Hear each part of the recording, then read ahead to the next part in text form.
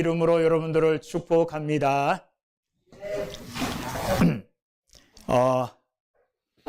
예수님의 십자가의 죽으심은 인류가 예수님께 행한 가장 큰 악입니다.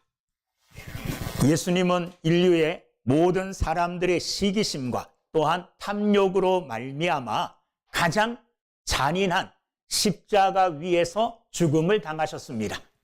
인류가 예수님께 행한 이 최악의 악을 하나님께서는 우리를 구원하시는 최고의 선으로 바꾸셨습니다.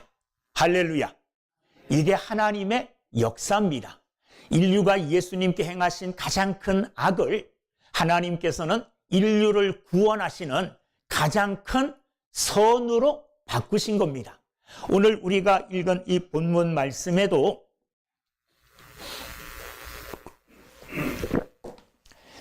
악을 선으로 바꾸시는 하나님의 이야기가 등장하고 있습니다. 이 이야기는 야곱의 죽음으로부터 시작됩니다. 야곱은 애굽 땅에서 죽음을 맞이했지만 야곱의 유언대로 그 아들들이 가나안 땅에 가서 매장하고 그 장례를 치르고 애굽으로 다시 돌아왔습니다. 자, 흔히 장례가 끝나면 이제 일상적인 삶으로 돌아가야 되죠. 그런데 장례가 끝났음에도 불구하고 요셉의 형제들은 평온한 일상으로 돌아갈 수가 없었습니다. 왜냐하면 그들의 마음 가운데 그들의 마음을 짓누르는 무엇인가가 있었습니다. 그것은 뭐냐 하면 두려움이었어요. 어떤 두려움이었느냐 하면 요셉에게 그의 형제들이 행한 죄에 대한 두려움입니다. 요셉의 형들이 요셉에게 어떻게 행했습니까? 아버지의 사랑을 독차지한 요셉을 형제들은 미워했습니다. 미워했을 뿐만 아니라 구덩이 속에 집어넣고 죽이려고 했습니다. 그뿐만이 아니라 요셉을 지나가는 행인들이, 지나가는 외국인들에게 은 20을 주고 팔아버렸습니다. 자, 이렇게 형들이 요셉에게 행한 죄, 요셉에게 행한 이 일, 만약에 요셉이 이 일을 가슴에 품고 있었다면 이 형들을 뭐합니까? 이제 형들에게 복수해야 되잖아요. 요셉은 형들에게 복수할 수 있는 그런 아주 강력한 위치에 있었습니다. 국무총리. 왕 외에는 자기 위에 있는 사람이 아무도 없었어요. 자기가 하고 싶은 대로 이 형제들에게 대갚아 줄 수 있는 위치에 있었습니다. 그럼에도 불구하고 요셉은 사실 형들을 맞이할 때부터, 형들을 애굽으로 부를 때부터 이미 형들을 용서했습니다. 용서했기에 그들을 애굽으로 불러서 17년 동안 아무 일 없이 그들을 따뜻하게 맞이해주고 그들을 보살펴 준 것입니다. 자, 그런데 그럼에도 불구하고 이 형들의 마음속에 있는 이 두려움은 사라지지가 않았습니다. 왜냐하면 야곱이 애굽 땅에서 17년 동안 거했습니다. 17년 동안 살았다는 말은 요셉의 형제들도 요셉과 17년 동안 애굽에서 같이 살았다는 말이에요. 자, 야곱이 살아있을 때에는 이 형들이 그나마 아버지 때문에 조금 안심을 하고 있었습니다. 왜냐하면 요셉이 형제들에게 복수하려고 해도 누구 때문에? 아버지 야곱 때문에 복수하지 않겠지. 이런 희미한 소망, 희망을 가지고 아버지 때문에 근근히 이제 견딜 수가 있었던 겁니다. 그런데 그들의 방패막이가 되어 주었던 이 아버지 야곱이 이제 어떻게 되었습니까? 죽었습니다. 야곱이 이제 그들의 방패막, 그들을 보호해 줄 수 없는 이런 상태에 이르자 요셉의 형제들은 두려움에 빠졌습니다. 그래서 그들은 이렇게 말합니다. 15절 함께 읽겠습니다. 시작. 요셉의 형제들이 그들의 아버지가 죽었음을 보고 말하되 요셉이 혹시 우리를 미워하여 우리가 그에게 행한 모든 악을 다 갚지나 아니할까 하고, 자, 두려움에 빠진 이유는 뭐냐 하면 그들이 요셉에게 행한 모든 악들 때문에 그렇습니다.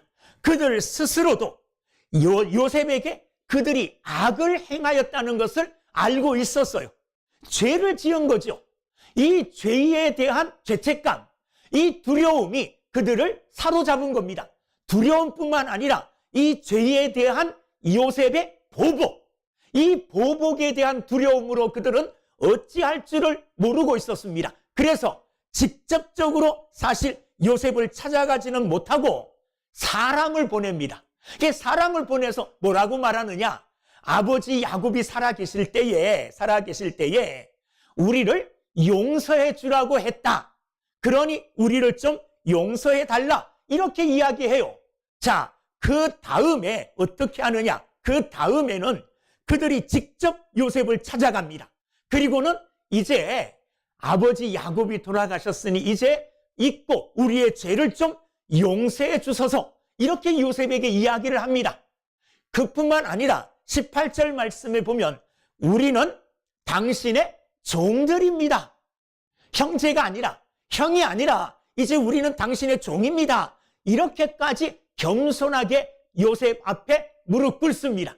자, 형제들이 이 말을 듣고 요셉이 뭐 했을 것 같습니까? 요셉이 가장 먼저 한 일은 운 거예요. 17절 말씀 끝에 보면 너희는 이같이 요셉에게 이르라. 사람들을 보내는 거죠. 내 형들이 내게 악을 행하였을지라도 이제 바라건대 그들의 허물과 죄를 용서하라 하셨나니 아버지 야곱이 그렇게 말씀했다는 거예요. 당신 아버지의 하나님의 종들인 우리 죄를 이제 용서하소서 하며, 자, 이 말을 들은 후에 요셉이 뭐라 그랬어요? 그들이 그에게 하는 말을 들을 때에 뭐 했더라? 울었더라. 여러분, 요셉의 마음이 이해갑니까? 요셉이 왜 울었을 것 같습니까? 요셉이 억울해서 울었을까요? 원수 갚지 못한 것이 분해서 울었을까요? 그것 때문에 운 것이 아닙니다. 답답하고 안타까운 마음으로 요셉이 눈물을 흘린 거예요. 왜냐하면 17년 동안 요셉은 이 형제들을 따뜻하게 대했고 사랑으로 대했고 그들이 필요한 모든 것에 도움을 주었습니다. 그리고 요셉은 이미 이 형제들을 뭐 했을까요? 용서하고 있었어요. 이미 용서해 줬기 때문에 받아들인 거잖아요. 그런데도 불구하고 17년 동안이나 이 형제들은 죄에 대하여 두려움을 가지고 살았다는 거예요. 죄책감 때문에 두려움을 가지고 살았다는 겁니다. 17년 동안 진심으로 형제들을 대해 주었지만은 요셉의 이 마음을 받아들이지 못한 형제들의 그 마음을 안타까워하면서 요셉은 운 것입니다. 하나님께서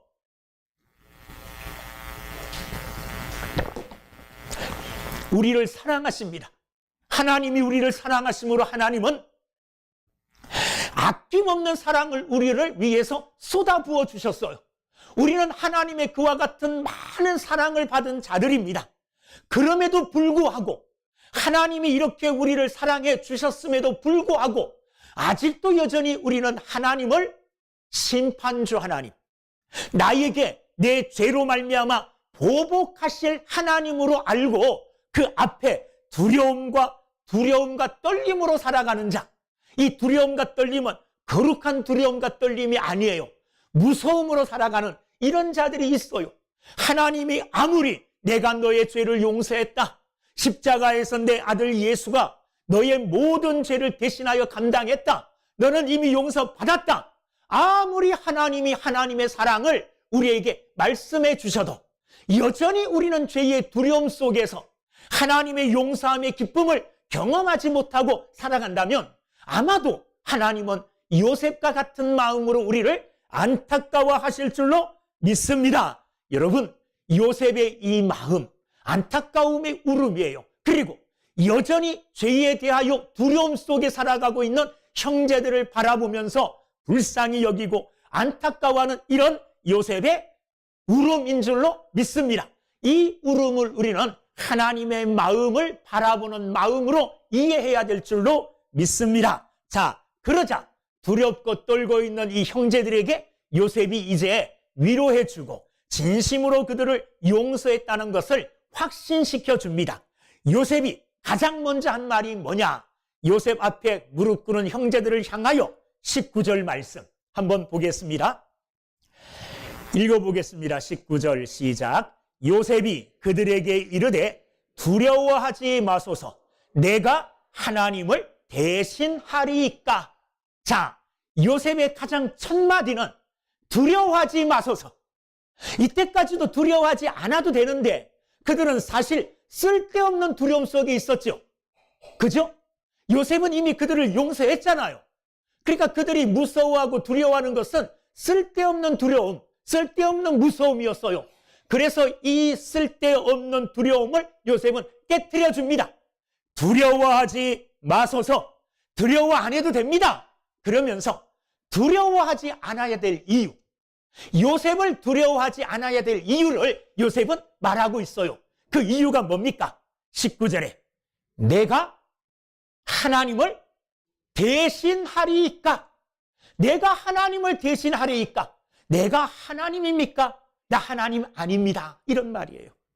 내가 하나님을 대신하리이까. 이 말은 나는 심판하는 자가 아니라는 말이에요.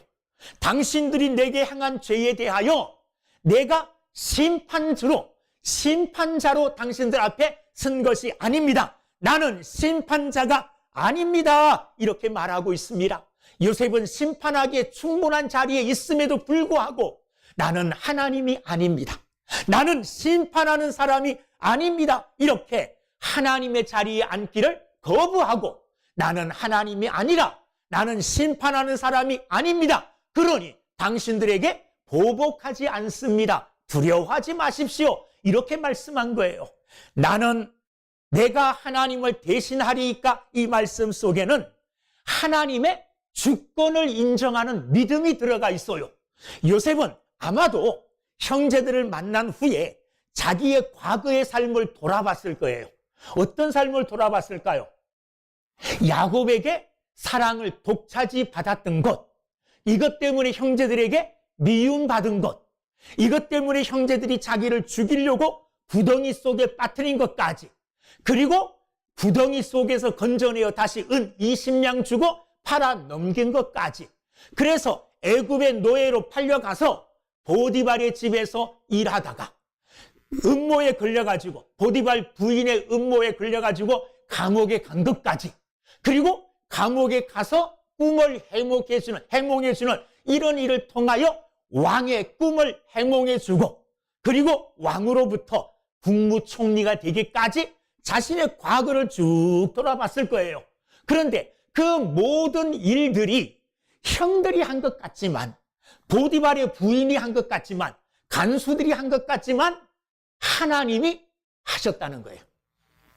하나님이 나의 인생을 섭리하시고 하나님께서 나의 인생을 처음부터 지금까지 쭉 이끌어왔음을 요셉은 깨닫게 된 것이에요.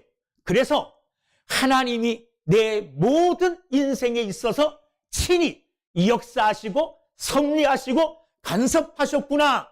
이 믿음의 고백이 내가 하나님을 대신하리이까, 이 말씀 속에 포함이 되어 있는 겁니다.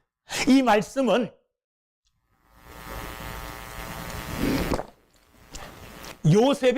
요셉이 형제들을 용서해 주시는 용서의 출발점이에요. 이 말로부터 이제 요셉은 형들을 진짜로 다 용서해 주기 시작합니다. 진심으로 용서해 주고 진심으로 그들을 마음으로 받아주고 형제로 여겨줌으로 깨어졌던 관계, 서먹서먹했던 관계를 회복시키는 출발점으로 삼았습니다. 뿐만 아니라 요셉은 자기가 누구인지를 너무나 잘 알고 있었어요. 나는 심판주 하나님이 아닙니다. 나는 그냥 일반 사람입니다. 하나님이 아닙니다. 심판자가 아니라 도구일 뿐이고 복수하는 사람이 아니라 나는 살리는 사람입니다. 내가 어떤 사람인지를 나는 하나님이 아닙니다. 이 고백 속에 포함이 되어 있습니다.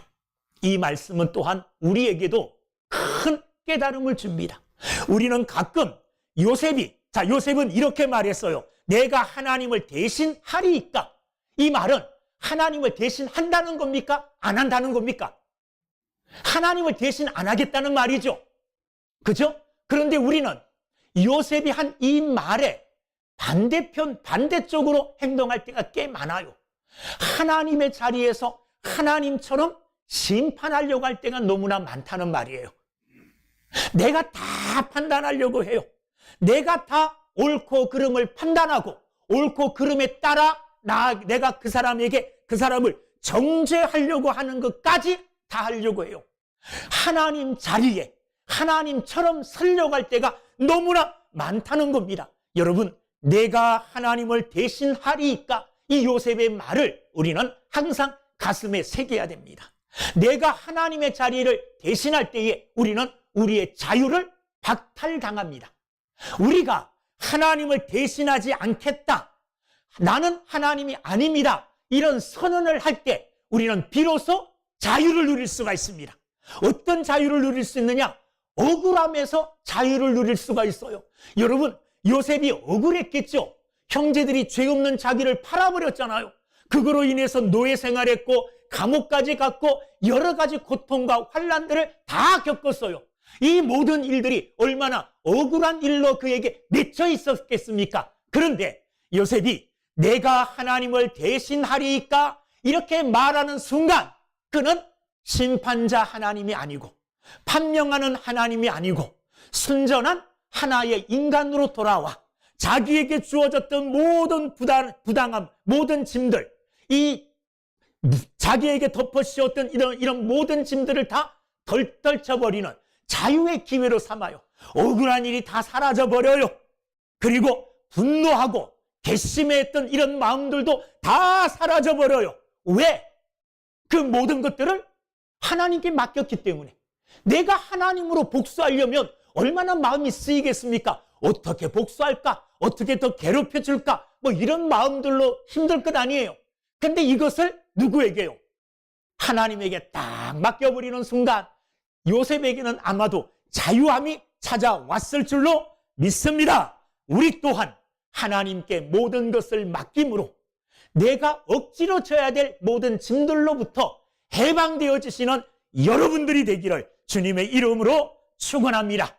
그럴 때 우리는 자유함을 가지고 자유를 누리며 온갖 하나님이 주시는 믿음 안에서의 기쁨들을 회복하게 될 줄로 믿습니다. 자, 두 번째 요셉이 한 말은 뭐냐? 내가 하나님을 대신하리이까? 이 말 한 후에 20절 말씀. 당신들은 나를 해하려 하였으나 하나님은 그것을 선으로 바꾸사 오늘과 같이 많은 백성의 생명을 구원하게 하시려 하셨나니. 자, 이 말은 무슨 말입니까? 하나님께서는 당신들의 계획, 당신들이 악을 계획하고 악을 행하려고 했는데 당신들이 계획한 그 악을 하나님은 바꾸셨어요. 뭐로 바꾸셨다는 겁니까? 선으로 바꾸셨다는 겁니다. 자, 그들이 계획한 악이 뭡니까? 아까도 말씀드렸지만 그들이 계획한 악은 요셉을 죽이는 거예요.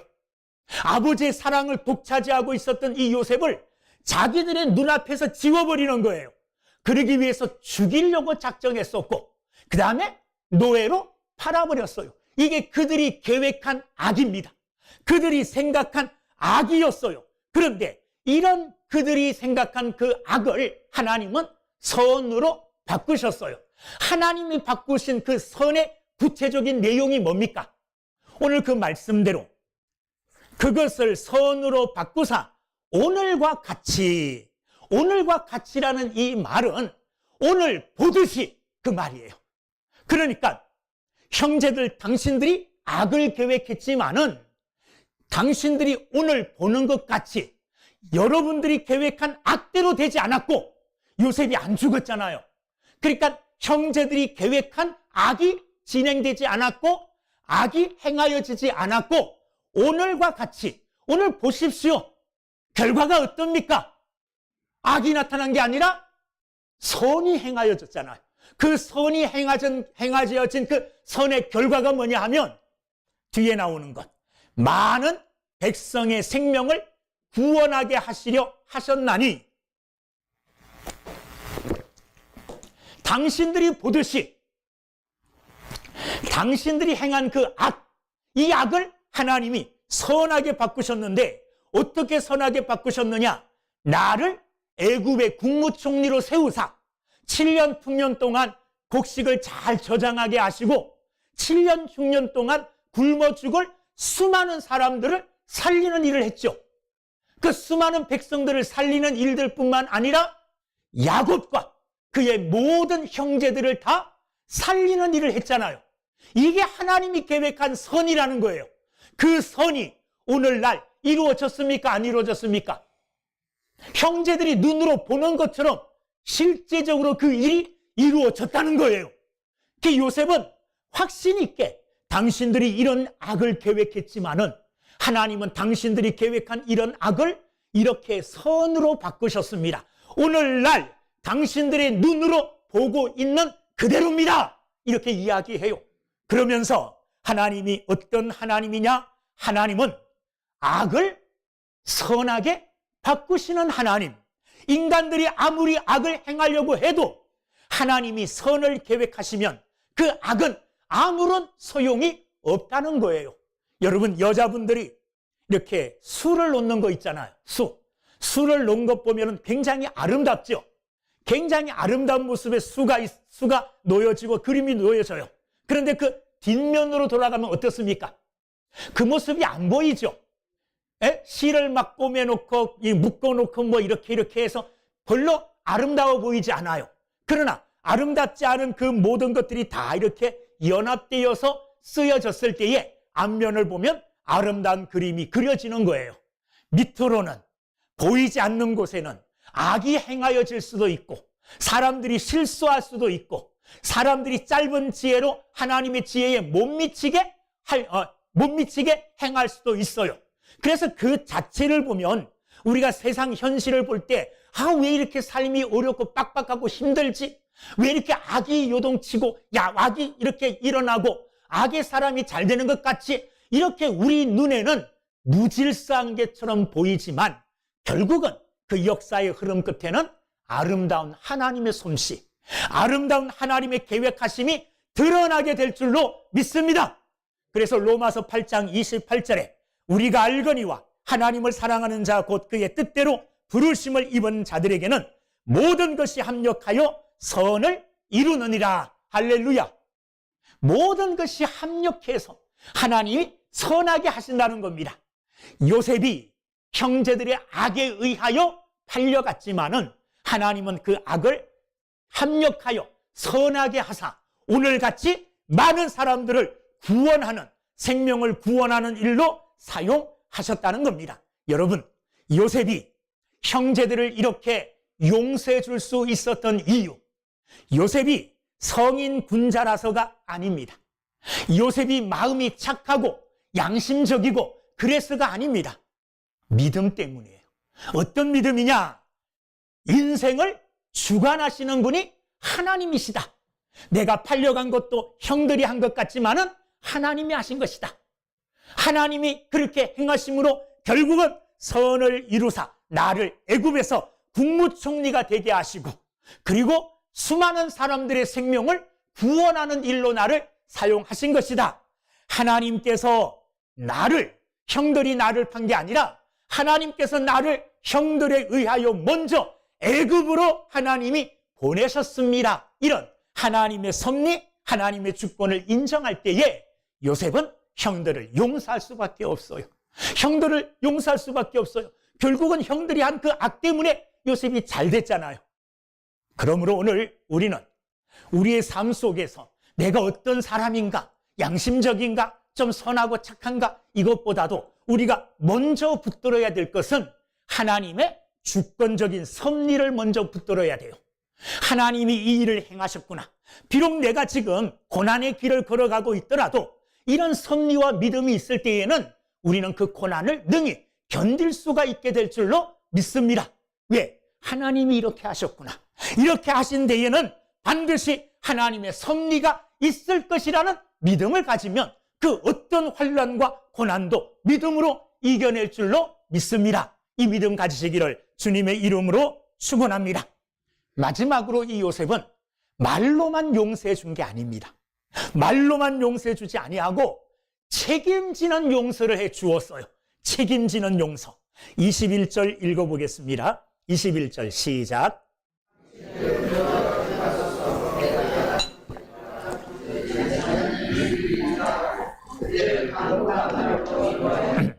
자, 용서해 줄 뿐만 아니라 당신들은 두려워하지 마소서.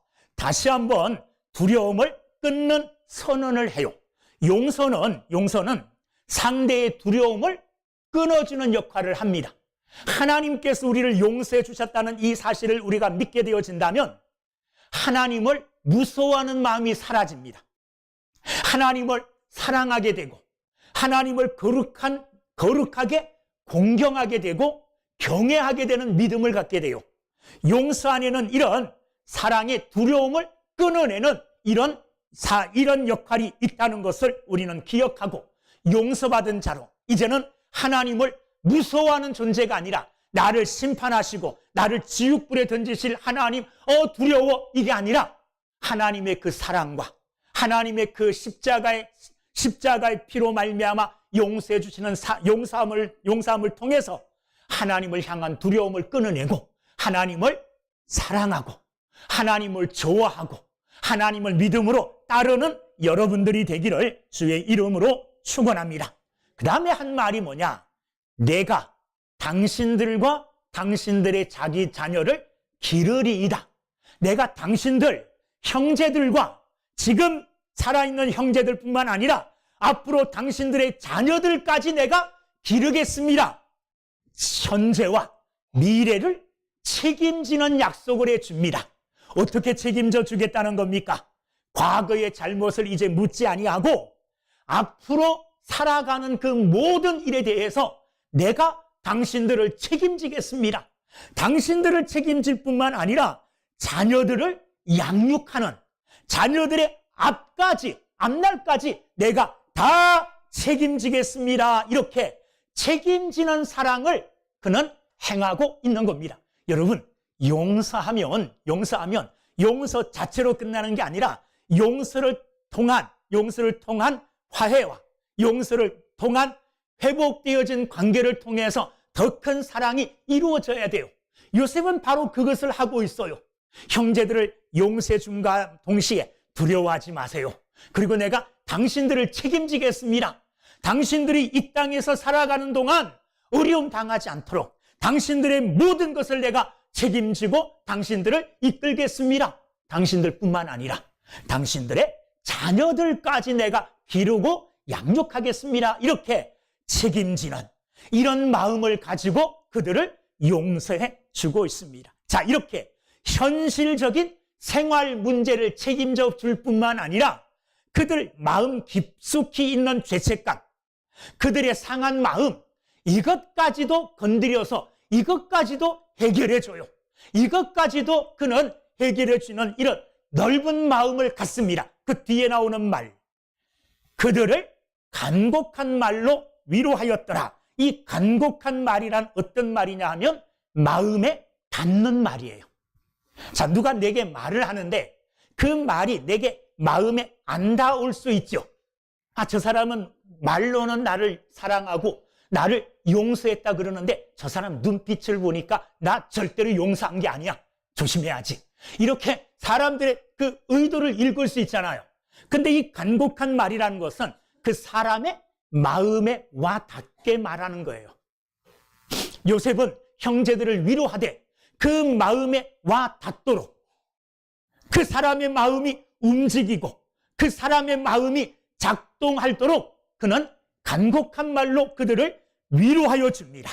그래서 그들이 이 땅을 살아가는 동안, 애굽 땅을 살아가는 동안 두려워하지 아니하고 불안해하지 아니하며 그들의 자존심 상하지 않도록 그들의 삶을 책임져 줄 뿐만 아니라 그 마음까지도 살펴주고 보듬어주고 위로하는 말로 마감하고 마무리하고 있는 것을 우리가 보게 됩니다. 여러분, 용서하려면 적당히 용서가 아니라 용서하려면 철저하게 용서해 줘야 돼요.